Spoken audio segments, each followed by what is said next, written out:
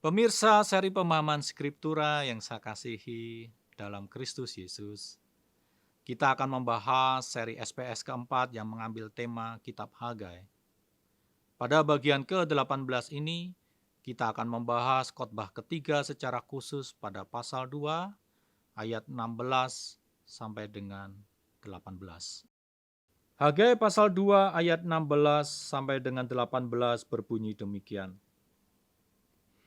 Maka sekarang, perhatikanlah mulai dari hari ini dan selanjutnya, sebelum ditaruh orang batu demi batu untuk pembangunan bait Tuhan.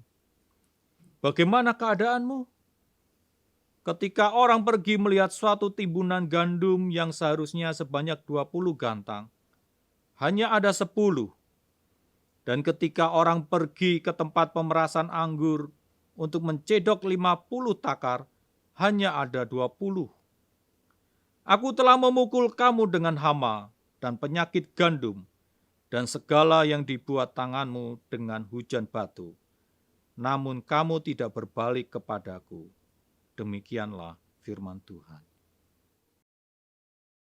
Kata arahkanlah hatimu, yang pertama di sini lebih mengandung maksud introspeksi diri.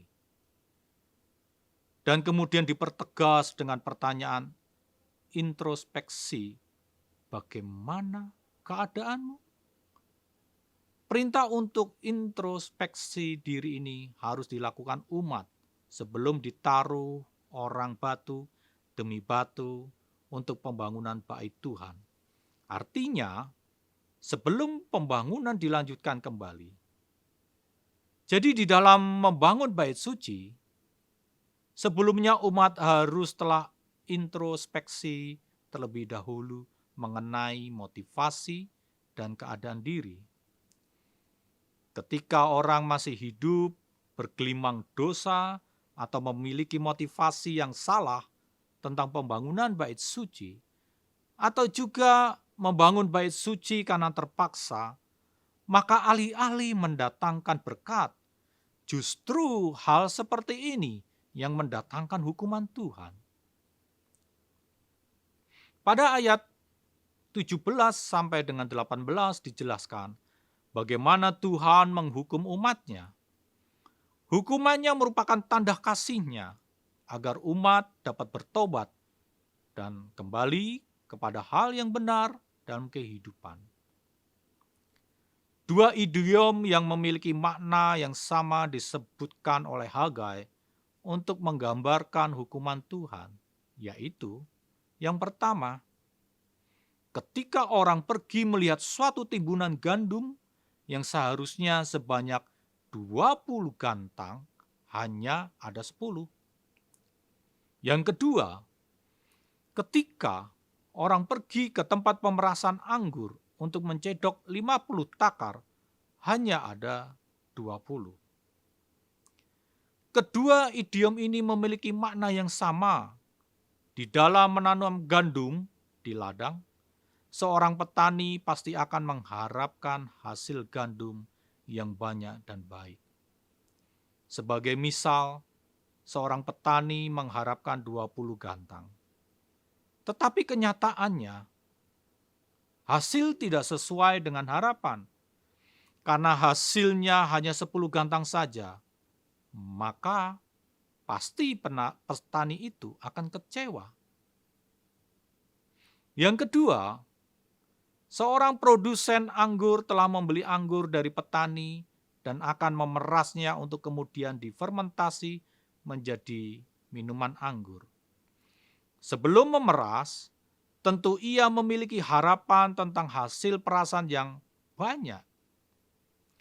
Ia mengharapkan 50 takar untuk hasil perasan yang baik. Namun, oleh karena hasil panen yang kurang baik, sehingga kadar air dari buah-buah anggur tersebut kurang baik, maka anggur-anggur tersebut hanya menghasilkan perasan anggur sebanyak 20 takar saja. Jadi makna dari kedua idiom itu adalah bahwa saat itu terjadi krisis pertanian, hasil pertanian yang sangat mengecewakan, sehingga modal dan tenaga yang telah dikeluarkan para petani sangat banyak. Namun, hasil panen sangat sedikit, tidak sebanding dengan modalnya. Ini merupakan hukuman Tuhan karena sikap mereka. Hama dan penyakit gandum menimpa umat Yahudi, sehingga hasil panen mengecewakan. Bagi pengrajin-pengrajin peralatan rumah tangga, Tuhan memberikan hujan batu, sehingga hasil-hasil buatan mereka menjadi hancur. Yang pasti, sumber perekonomian mereka mengalami krisis. Itu semua datang oleh karena mereka tidak berbalik kepada Tuhan.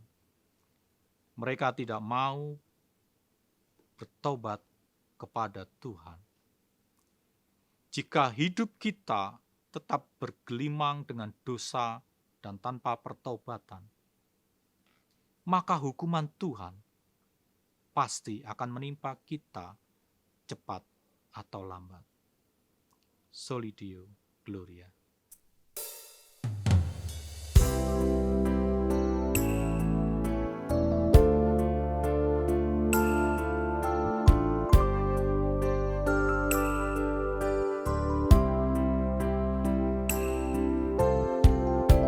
Change my heart, oh God,